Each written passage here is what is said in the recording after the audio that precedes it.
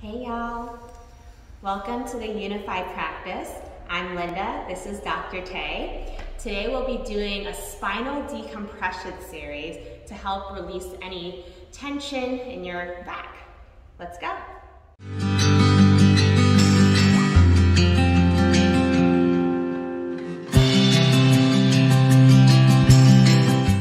We're going to start in Vata Konasana. So I really recommend grabbing a towel if you don't have blocks available, just so that you can help open your front body so you have more access to your back body. So if you have limited props, highly recommend grabbing a towel or a blanket, rolling it up. So your spine is going to go along this, and you're going to come to sit in butterfly. So like this. The distance between your heel and your pelvic floor is about a block or about your foot's length. All right? And from here, you're just going to lay back, nice and easy. If you do have access to props, you're welcome to use this towel or blanket to wrap your ankles. This helps prevent your hips from splaying out. If your hips aren't open or they're feeling really tight, this will be great support for your hips. It's always nice to form healthy boundaries.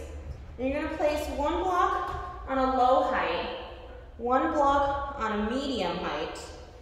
This lower block is going to align with the bottom of your shoulder blade.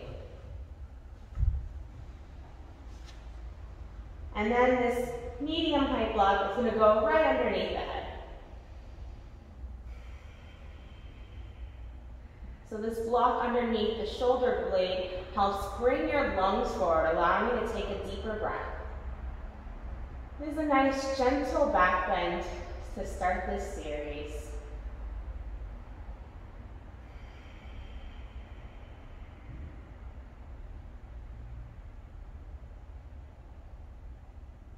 And just settling into the pose, feeling your connection with the earth.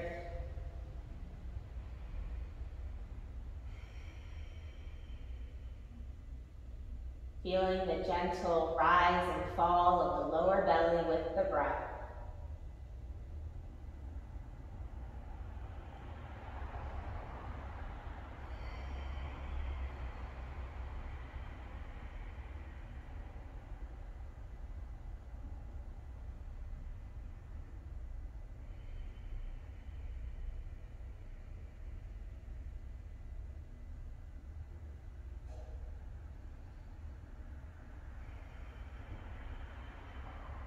Take at least a dozen breaths here.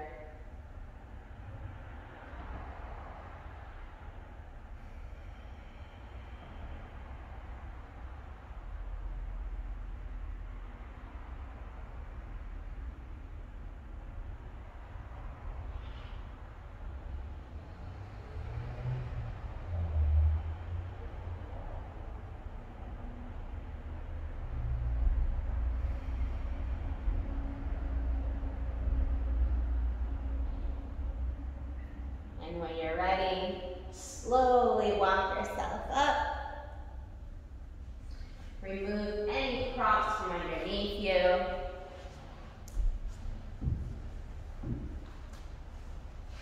And we're going to set up in a tabletop. So in your tabletop, you want your shoulders over your wrist, hips over your knees. You can use a block to measure so that you know you're at a 90-degree angle at your joints.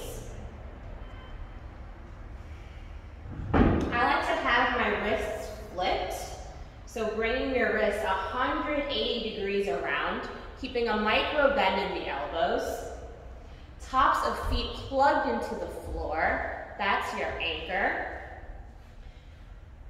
And then you're going to start moving from the pelvis.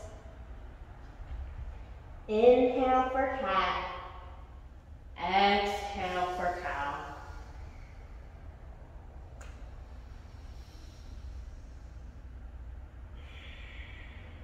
Having the wrists flipped, help open the collarbones. So you can take in deeper breaths of air, giving you more access to the lungs.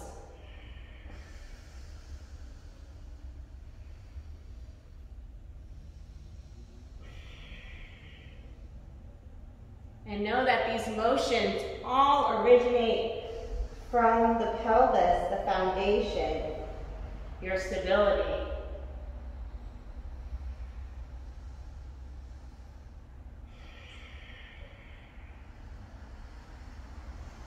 And know that you could always play with the speed. So you're always welcome to speed it up. Knowing that you have fluency in the form.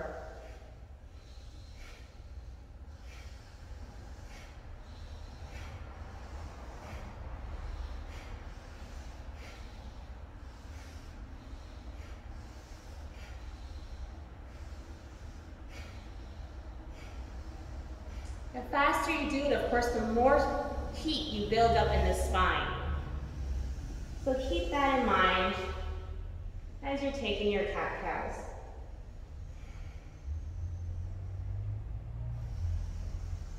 Inhale for cat, forming a nice protective shell. Exhale for cow. Imagine widening your sit bones, broadening your collarbones.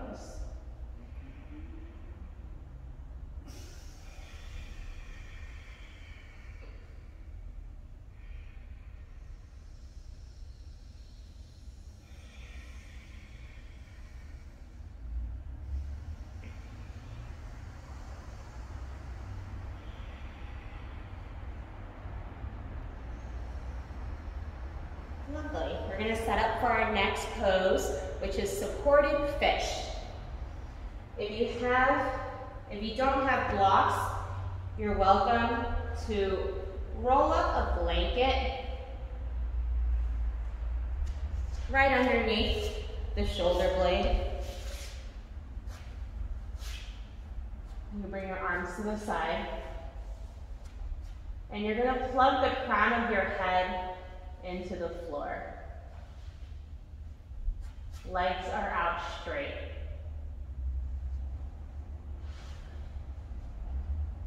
If you have a block, you're also welcome to do the same with the block. You're just going to align the bottom of your shoulder blade with the bottom edge of the block and plugging the crown of your head into the ground. This is also a lovely back bend.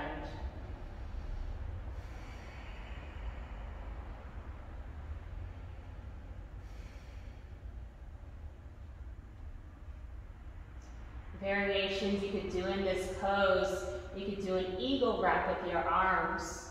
So right elbow underneath left elbow, right hand grabbing left wrist, maybe finding the floor with your left hand.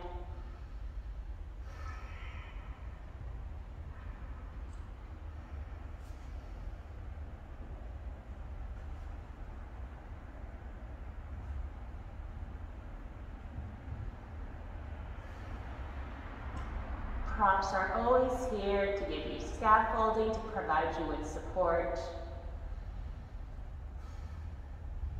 Because once you're supported and you're held, then that's when you feel safe. And when you're safe, you're able to let go of any muscular tension.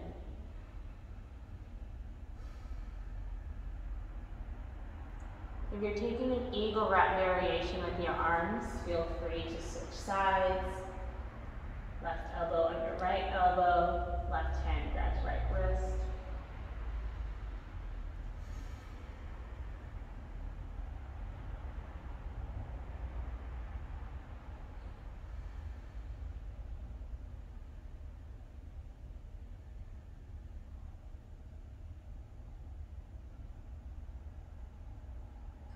This eagle wrap helps open your upper spine, the sea of forgiveness, the space between your shoulder blades, finding space in your shoulders.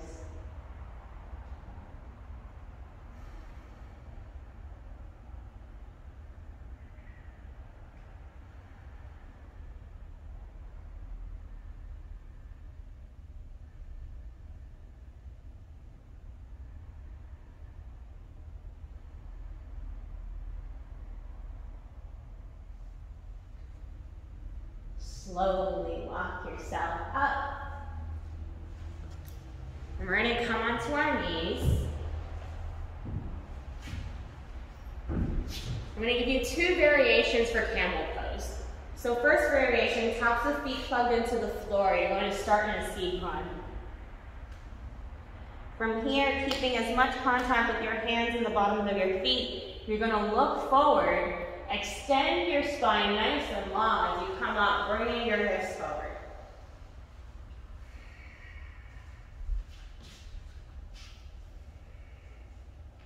So imagine your belly button being pulled forward. And sitting back down. That is the first variation. You're welcome to play with this folding and unfolding at the pelvis. This requires a lot of hip mobility. And of course, this also really helps find your back bend, open your front body. If this is too demanding, especially if these movements are new, you're also welcome to take the second variation of camel. Toes are tucked. So here, you want your heels over balls of feet. Start up top, holding your hands onto your lower back. And this might be where you are today, which is completely fine. This is in and of itself a very deep back bend. But know that you're extending from your pubis, navel, sternum. So opening your front body to access your back body.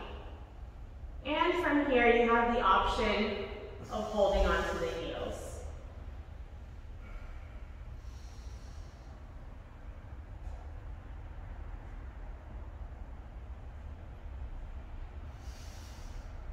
So options, holding onto your lower back. And just imagining opening your arc of potential here. Or walking your hands back to grab the heels.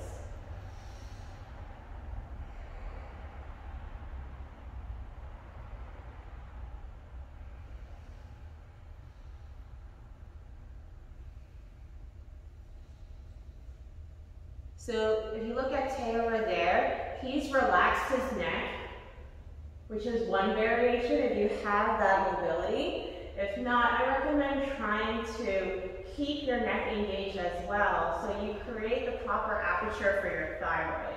So either variation is fine, it's really what you're working on today.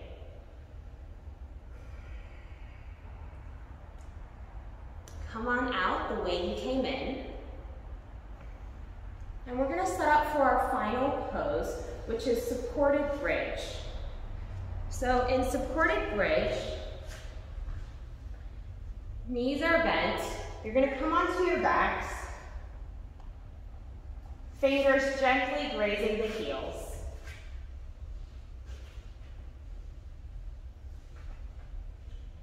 And then you're going to lift the hips, placing a block right underneath the sternum.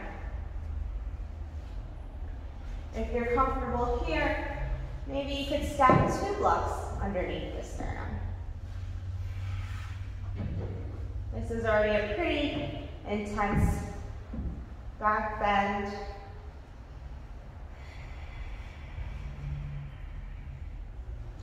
This takes out a lot of tension from the lower back. And you could always change the height of the blocks if you want a more intense variation. The blocks go in the flat part of your lower back. That's your sacrum.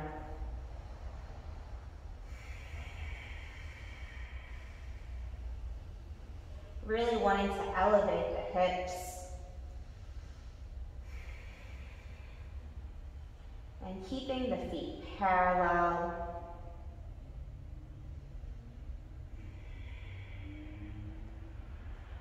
Once you're here, breathing in and out through the nose, maybe you could channel your breath to your lower belly.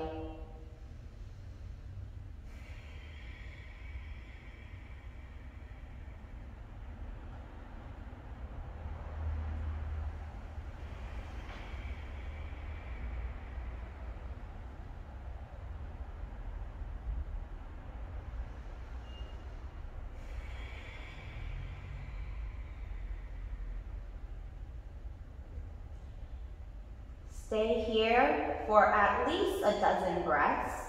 If you had more time, you could stay here for 5, 8, 10, 12 minutes, really up to you.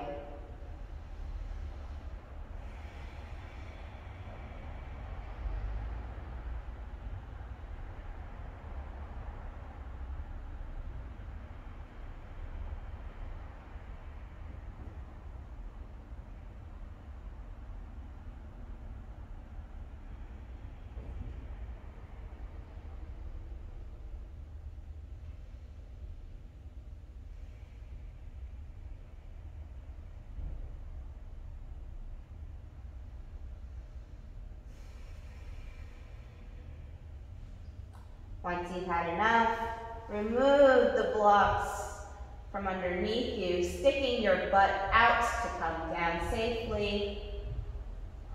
And you could windshield wiper the knees. And let's bring it to a twist. So gently shift your hips towards the left, and you're going to bring both knees stacked on one another towards the right. Right hand on top of left knee, left arm out to the side, bringing your gaze towards the left. A gentle spinal twist to top things off. Now imagine a stick running from the crown of your head out your pelvic floor. And really make sure that your body is aligned along that central spit. So you might have to shift your hips a little bit more towards your midline.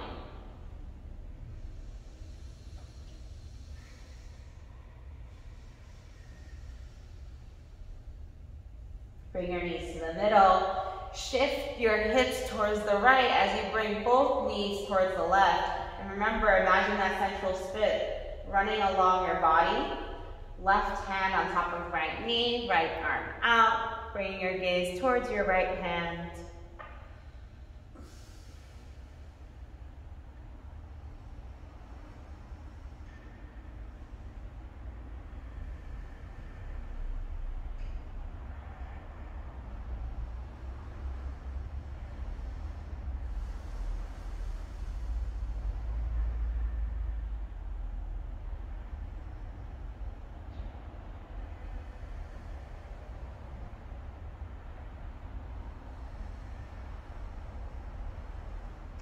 Bring your knees towards the middle, holding onto your shins, rolling up and down, massaging the spine, and rolling up. Whew. Thank you for joining us today in our spinal decompression sequence. I appreciate y'all practicing with us. Let us know in the comment how your back feels. Thank you.